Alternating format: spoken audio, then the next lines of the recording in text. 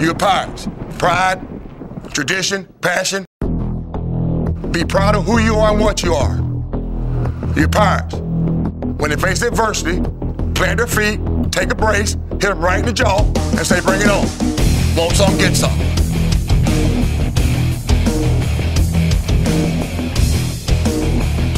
ECU Athletics and U.S. Cellular present the Ruffin McNeill Show. The Ruffin McNeill Show is brought to you by U.S. Cellular, the official wireless provider of the ECU Pirates. And now, in his 25th season, the voice of the Pirates, Jeff Charles. Welcome to the Ruffin McNeill Show. The Pirates opened the season on Saturday against Appalachian State. Coming up on the show, we'll have highlights of the opener against Appalachian State. Kirk Dahl is a new member of the coaching staff at ECU, but certainly a very familiar name. Kirk played at East Carolina back in the early 70s. He handles the special teams and the running backs. Camp Connors, again, a segment this week. We'll check in with Jeff Connors, the strength and conditioning coach at East Carolina. And a look ahead, the Pirates head to SEC country next week to take on the South Carolina Gamecocks in Columbia. Coach Ruff will join me right after this timeout. We'll be right back with more of the Ruffin McNeill Show, presented by U.S. Cellular and sponsored by Suddenlink. Bundle and save with Suddenlink. Call 1-877-807-3806 today. There is a new direction in North Carolina, pointing to breakthrough discoveries, cures for disease, new opportunities for education, guiding the next generation of leaders, pointing toward a more prosperous future and a better way of life for all of us. There is a new direction in North Carolina, and it points toward tomorrow. East Carolina University. Tomorrow starts here.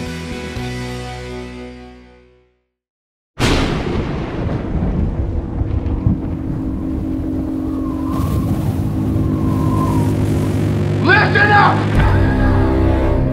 There is a storm coming like nothing you have ever seen!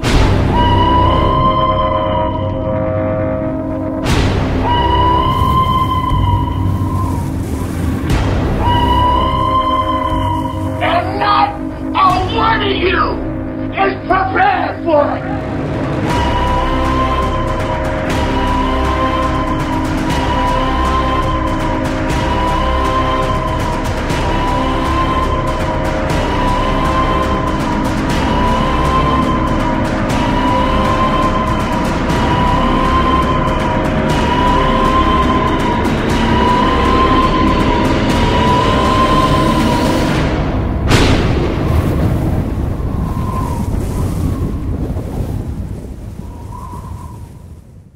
Welcome back to the show. A great way to start the season. The Pirates with a 35-13 win over Appalachian State. The guys played great in that second half, especially Ruff. And boy, how important is it to win that first game? Oh, it's big. You know, all wins are hard and wins are important. We knew Apple coming here prepared. They got great tradition, and Jerry's been in a lot of stadiums. But I was proud of our guys.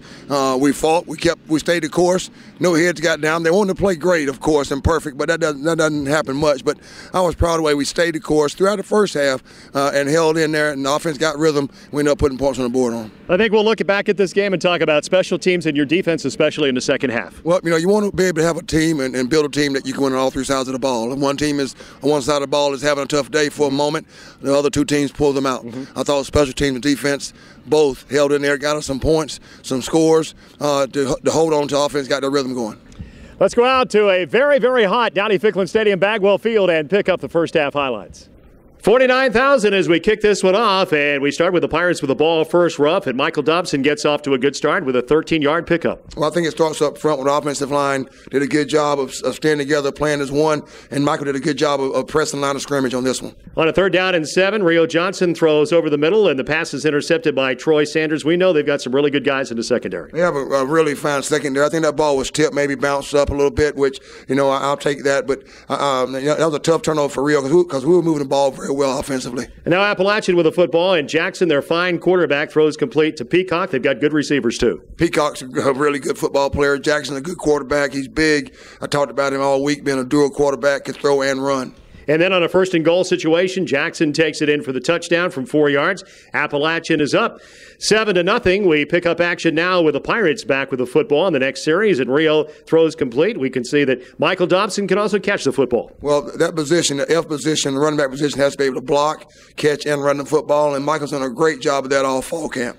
Late in the first quarter, the Pirates get Reggie Bullock into the game, spells Michael Dobson, and he goes for 14 yards. Reggie was fired up. Reggie's a good player, and it's great to have that combination of Michael and Reggie. And again, I mentioned Tate Cooper, Hunter Fur, those guys will rotate that position. Rio Johnson then throws complete. Justin Hardy, number 2. I know he's poised for a big year. Oh, I'm looking for Justin to have a great year, and he made a great catch down on the goal line. He's a tough football player, smart, and one of our playmakers. Then a very big play in this game as Jackson, the quarterback for Appalachian State, fumbles the ball away, and Chip Thompson in his first game as a Pirate to scoop and score. And Ruff, how big was this? Yeah, it was great job by our defense. We've talked about football IQ, securing the football, taking it away. Great job by Chip. Our defense first stripping the ball, and then Chip having that football savvy, picking up, taking it to the end zone for us. Big play for us. Big play for our defense. 7-7 ball game, and Appalachian comes back with the next series, and a fumble recovery again by the Pirates. Had a good play as Jeremy Grove hits Stephen Miller, and then Terrell Stanley gets the fumble recovery, and he's in there playing for Mikhail Brooks. Well, we'll rotate those guys inside. Great, Jeremy came through, stripped the football again. Terrell was there to pick it up, and you'll see Terrell play quite a bit. He's had a great spring and fall camp too. Pirates do a good job. They get the ball back on the next series, and here was the touchdown pass from Rio to Andrew Bodenheimer. He always has those sure hands. Oh, he's great throwing. That's about Lincoln, getting our guys in that can make plays for us. Andrew's experience, has great hands, great catch and run by Andrew. East Carolina leads 14-7. Little did we know that lead would hold up as Appalachian comes back with the ball now. Drew Stewart connects with time winding out in the first half. The field goal is good, but the Pirates go into the locker room with a halftime lead.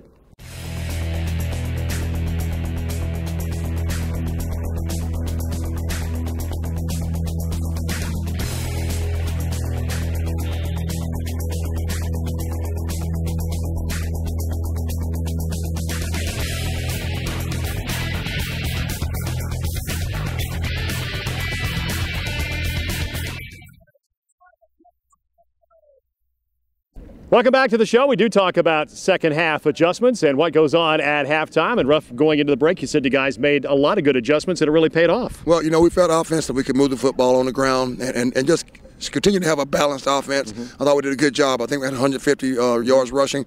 Special teams, we just one play away, one guy away. We did that on the kickoff return by Lance.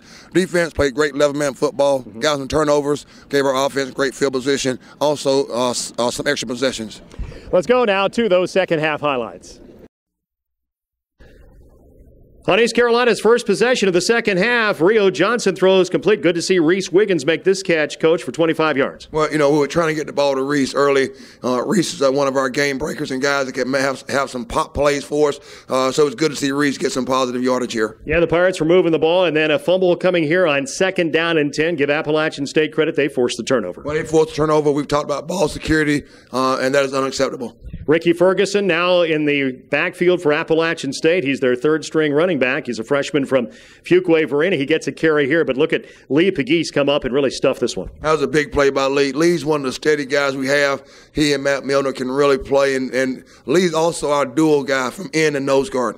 Yeah, Pirate defense was stiffening here on a 4th down and 12. Appalachian had to settle for the field goal, but it's good. Drew Stewart hits it from 41 yards out. It's a 14-13 ball game. Appalachian's right back in it, and then the play of the day. Lance Ray takes this one 90 yards, Coach, and tell us about this one. It's a game changer. Kirk Dole, our new special teams coach, and our coaches have done a great job of coaching those guys up. The guys have had a coach me coach attitude. Great job blocking. Great job by Lance, making a play, making a difference. A game-changing play. No doubt about it. What a fun run to watch. And the Pirates go up 21-13. Later in the third quarter, we see Rio Johnson going back to work, and he hits big Justin Jones. Good to see big number 84 back there. Oh, it's good to have him healthy. Justin's a target for us and a weapon. Good job, Rio, going to Justin here. And then the last play of the third quarter, Rio starting to get into a rhythm now, Coach, and he hits Dobson here for 19 yards. That was a good play by Rio on the shovel pass, I think it was, to Michael.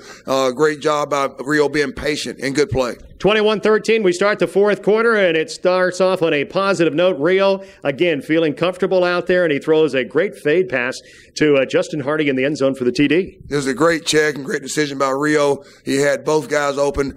Justin, the guy that can make that play. Great toss, great catch by Justin. And East Carolina now up 28-13, getting just a little bit of a handle on this game. And Jackson throws over the middle on Appalachian State's next possession, and Lamar Ivy steps in, makes his first interception as a Pirate. Well, we thought we had him sacked a few times here, but he's a big quarterback that can run and strong. But good play by Lamar. Lamar and Chip were rotating at the cat position and a strong safety. Great play by Lamar. Pirates are starting to dominate the football game now, and Rio Johnson throws complete to Justin Jones. Boy, this was a nice play down the sideline, Coach, and went for 32 yards. Well, it was another explosive play. Great catch and run by Justin. Great toss and decision by Rio. And then how about Rio? Starting to figure it out here. He goes back. His receivers are covered. He pulls the ball down, as you see, runs it into the end zone for the touchdown. That was a big run by Rio. Rio's mobile, but he also can be a straight drop back thrower. Understands our offense. Great run by Rio. That was the final touchdown of the day. We can paint this one purple as East Carolina beats Appalachian State 35-13.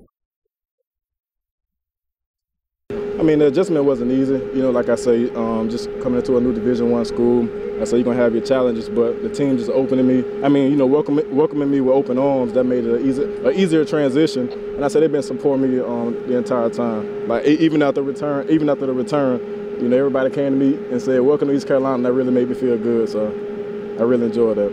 Well, when you've got that home run hitter, you've got that game changer, it makes such a big, big difference. And you recruited Lance Ray to come in and do what he did, didn't he, Ray? Yeah, we did. And there's some other ones you'll see come around too, but we were proud of Lance. And Lance, we saw that in high school, college, and junior college on him. He's a great young man. You'll get to know him pretty soon. But we knew he could take one in the house, and that's why we put him back down on kickoff return. And Rio looked a lot more calm in the second half. Well, he did. He was really calm on the sideline. He knew just a tad here off, a step off here on a particular play. Missed on the long ball, two of them, which he'll make those before the season ends. I thought he did a good job himself of being poised, coming out, getting rhythm in the second half, leading her team.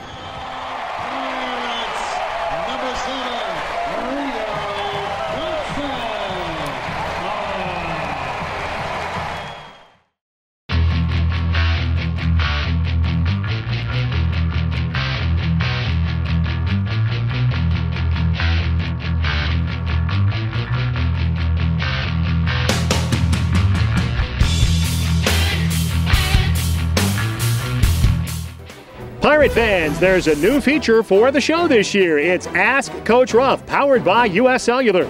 Text the word coach to 94597. You'll then be asked to submit a question to Coach Ruff. He'll pick one to answer each week, so now you can be a part of the show. Longtime Pirate fans know the name Kirk Doe. He played in the early 70s for Sonny Randall right here at ECU. Great to have him back on the staff now with Coach Ruff. He's handling special teams. He's also handling the running backs. Let's take an up-close and personal look now at the Pirates' veteran assistant coach. Here we go. 10, 9, 8. I was real fortunate. I learned from some really successful NFL coaches, college coaches, and high school coaches. And from that point, I kind of developed how I wanted to be as a coach and as an instructor. Jog down there, don't walk. No, you're not carrying mail. That's how I learned it. That's what I believe in, and there's been a lot of success, not because of me, but because of the players taking that coaching and going on from there. That's what you got to work on.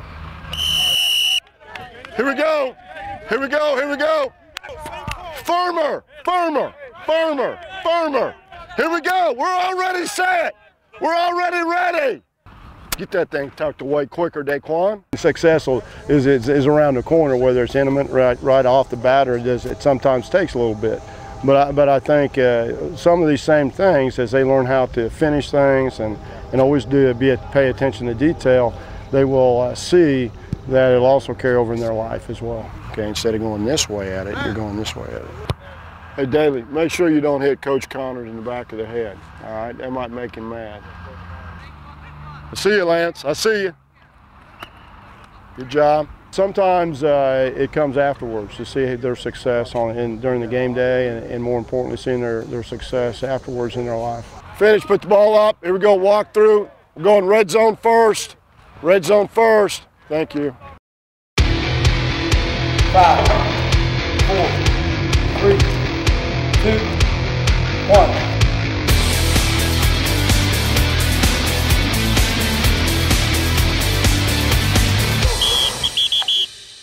In the last segment, what we talked about was proper hip position. I'm going to show you a couple drills right now that are very basic that we use to teach our athletes to have those hips in the proper position and have great body posture when they learn to sprint. So essentially what we want to do first is we want to get up on the balls of the feet, want to stay tight in the core, want to have the hips rotated through in that great position. My eyes are level as if I'm looking at someone the same height as me. And from there, I'm going to imagine that I have water up to my knees, and basically, I'm just going to step out of that water, bring my toe up, my knee up, that heel up, and just march as if I was walking in water. Okay, the second progression of that drill is a simple A skip. So we're going to use the same motion, same angles, and we're just going to add a skip to the drill. This is probably the most common drill in speed development if you look at it from team to team.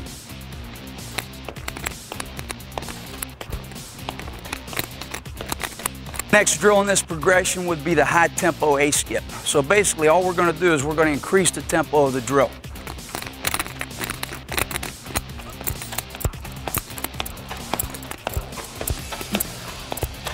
Next, within our neural drills, we want to include the 3-count quick rhythm drill, which is a short range of movement, and I'm activating the hip flexors on a 3-count. So basically, I'm right here.